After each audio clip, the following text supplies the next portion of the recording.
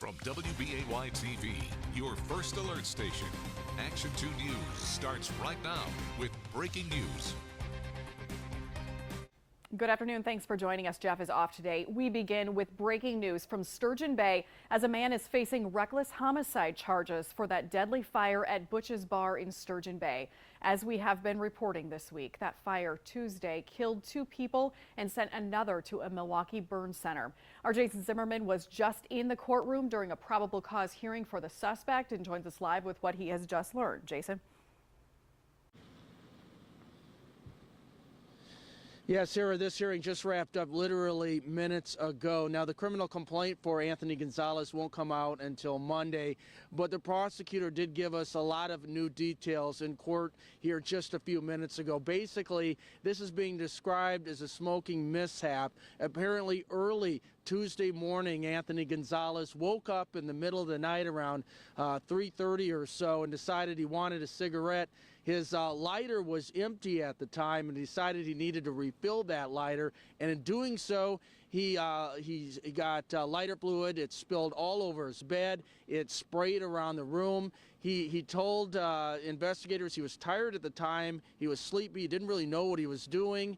And then right after this spill, instead of cleaning it up, he decided to light that cigarette, and that immediately started a fire. It spread quickly throughout the entire building. He then told investigators that he attempted to go from apartment to apartment to get people out, but the fire spread so fast it just wasn't possible. He also told investigators afterwards that he clearly made a mistake here. He was lazy, and instead of getting out of bed and going outside to have a cigarette, he decided that he was just going to do it in his bed and do so haphazardly. Now, cash bond was set in court today at $250,000. Gonzalez didn't have anything to say, although he did ask the judge to lower that bond to $2,000. He was worried about making it to his job this weekend, and he said that was all he could pay. Obviously, that was declined. We'll continue to have a lot more on this story throughout the night. I can also tell you that he is due back in court for his initial appearance on Monday morning. Reporting live in Sturgeon Bay, Jason Zimmerman, Action 2 News. All right, Jason, thank you. As we have reported, a crash in Oconto County yesterday killed an 8-year-old girl and left a community there heartbroken. In a First Alert update, Megan Kernan learns more about who was involved and what happened. Shortly after 1 a.m. on Thursday, the Oconto County Sheriff's Office was called to a one-vehicle crash here at this on-ramp to Highway 41 and 141 in the town of Abrams. Authorities say a 34-year-old Surrey man driving a pickup truck failed to stop at a stop sign. Deputies confirmed today that driver is the father of the 2 girls in the truck. He and an 11-year-old girl were treated for minor injuries. The 8-year-old died at the scene. You can see here the one-way sign was knocked down in the process, as well as part of a fence where the vehicle ended up in the ditch behind the Abrams BP gas station and McDonald's. A manager at BP who came in for her shift after the crash says she was shocked to find out what happened in their back parking lot. It was very sad. There was lots of questions, lots of things that I couldn't answer because I didn't know myself that it had happened until hearing the customers talk about it. It's just very, very shocking and sad. Hear how employees here at this McDonald's are trying to help the family out in any way they can. Coming up at 5. Reporting in Abrams, Megan Kernan, Action 2 News. Megan, thanks. President Biden and the European Union are freezing the assets of Russian President Vladimir Putin and his foreign minister in response to their invasion of Ukraine as Russian troops close in on the capital of Kyiv, where Ukraine's president says he will remain. We are all here. Our military are here. Citizens and society are here. We are all here defending our independence, our state, and it will remain so. Glory to our defenders. Glory to our women defenders. Glory to Ukraine. Ukraine invaded yesterday after weeks of buildup, Russia that is, along that border, saying they are there as a peacekeeping mission. Today, NATO convening a special summit and activating its military response force for the first time in history in response to the Russian invasion. But that does not mean they will go into Ukraine since it's not a member of NATO. The Biden administration and EU indirectly sanctioning Putin and Foreign Minister Sergei Lavrov by freezing their assets. As bombings and attacks continue on Ukrainian cities, the UN estimates 50,000 Ukrainians have fled that country and at least 100,000 have been displaced. Those trying to leave face long waits at the border. We don't know what's going to happen here next. We're just being safe. I think the best thing right now is to be safe. Is not be here. We're not sure what happens tomorrow or next week, so just be safe. And our school has told us all that we should go home.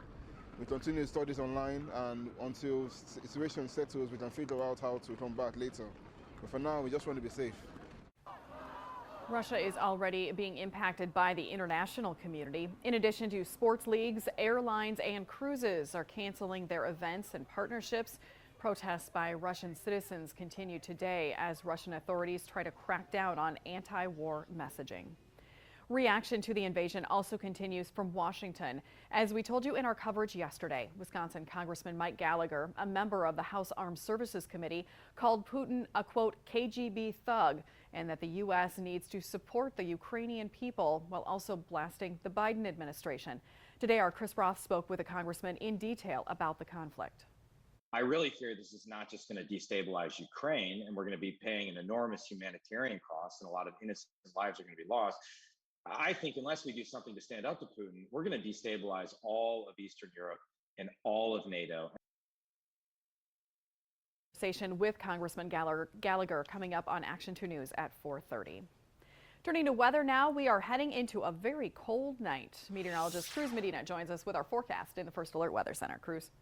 Yes, Sarah, it's certainly going to be cold as you wake up on your Saturday, but right now temperatures are below average. We're in those low to mid 20s. It depends on where you fall across the region. And if we compare this to what we've experienced this week, we've mainly stayed in those 20s. So we'll add today to those below average days. You can see those huge temperature swings last weekend.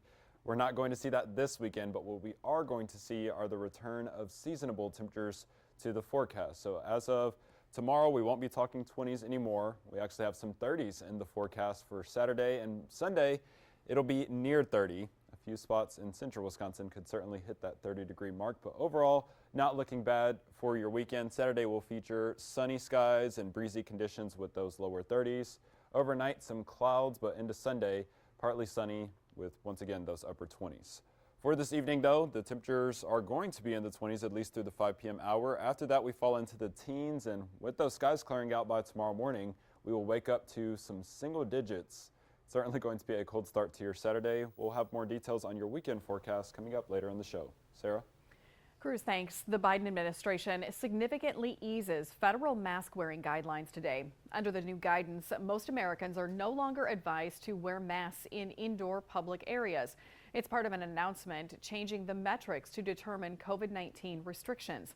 The CDC says it will now determine those restrictions not just by sheer caseloads, but take hospitalizations, hospital capacity, and deaths into account. Its reasoning is that more people are vaccinated and the Omicron variant's symptoms are comparatively mild. The CDC's current map shows 97% of counties are at high or substantial transmission. The upcoming updated metrics, though, will likely cause those numbers to come down.